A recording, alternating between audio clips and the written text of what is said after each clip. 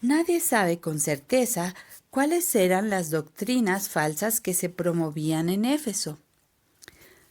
Los eruditos han hecho algunas conjeturas. La mayoría piensa que las enseñanzas se trataban de una forma primitiva de gnosticismo, que en griego significa tener conocimiento.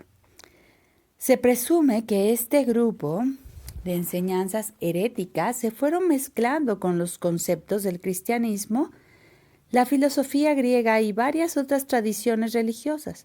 Más allá de las cuestiones específicas, Pablo sostuvo que este conocimiento especial no era ninguna ciencia en absoluto.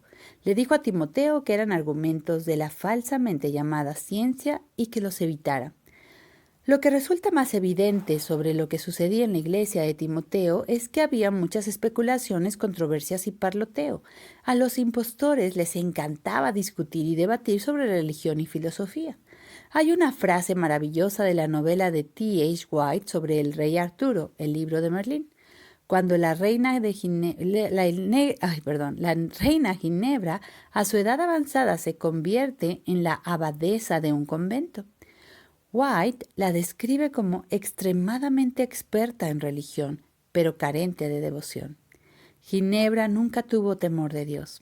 Era buena conocedora de la teología, pero eso era todo. Podríamos decir justificadamente lo mismo sobre las personas que habían aceptado la falsa doctrina en Éfeso. Hablaban mucho acerca de la religión, pero eso era todo. La ciencia falsa en los últimos tiempos.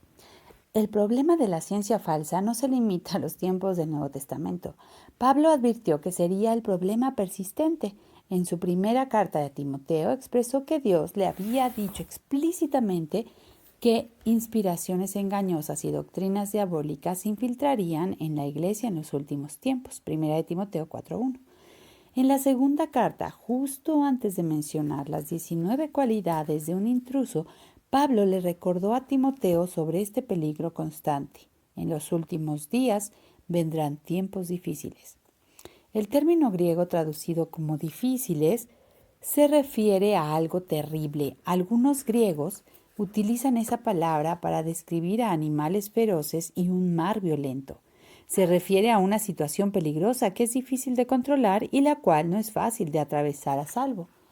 Esta situación terrible sucederá en los últimos días, lo cual se refiere al segmento final de la historia entre el tiempo en que Jesús se fue y el tiempo en que regresará. Tal periodo de tiempo no es nuestro futuro, sino nuestra era presente. Según Pablo, estamos viviendo los tiempos difíciles y lo que hace que estos tiempos sean tan terribles no es la tribulación ni la persecución que enfrentan los cristianos. Aunque eso es grave, no es el problema que Pablo tenía en mente. Él se refería al problema terrible de la falsa ciencia, una de la clase que está llena de inspiraciones engañosas y doctrinas diabólicas. Primera de Timoteo 4:1. Esta falsa ciencia engañosa surge desde adentro, no desde afuera.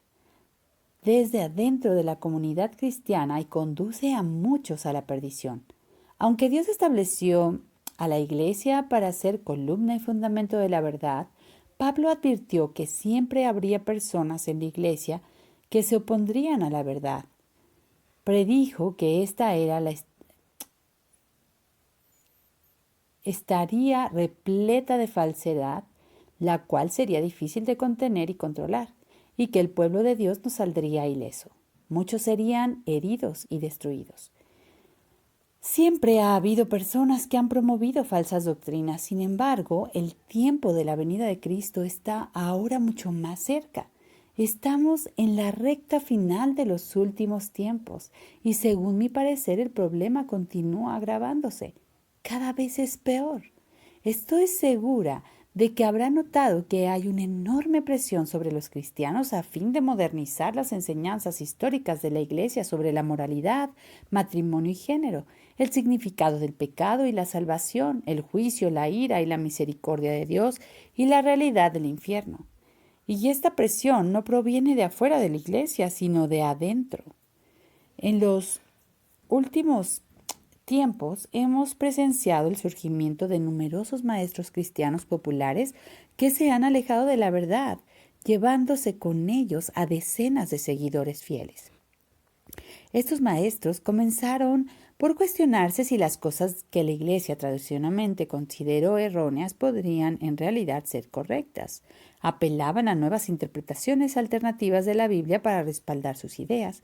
Alegaban que ellos eran los verdaderos defensores de la verdad, mientras que los que defendían las formas antiguas estaban sumidos en falsedad.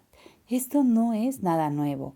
Cuando se trata de la verdad de Dios, siempre habrá personas que llaman a lo malo bueno y a lo bueno malo, que tienen las tinieblas por luz y la luz por tinieblas, que tienen lo amargo por dulce y lo dulce por amargo.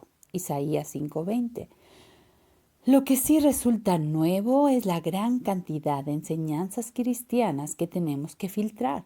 Hay tantas voces y tantas controversias y discusiones que se torna difícil discernir quién está diciendo la verdad y quién no.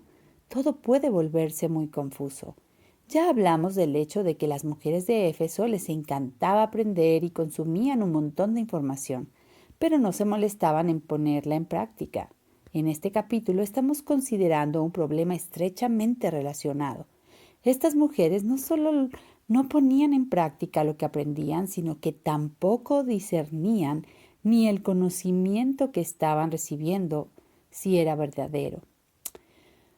No eran lo suficientemente fuertes para poner en práctica el conocimiento recibido, ni tampoco eran lo suficientemente fuertes para darse cuenta si debían aplicarlo. Hoy, el desafío para nosotras es incluso mayor. Si queremos ser mujeres fuertes, necesitamos desarrollar convicciones sólidas sobre la verdad y resistirnos con firmeza a ser persuadidas por la falsedad. Necesitamos tener discernimiento.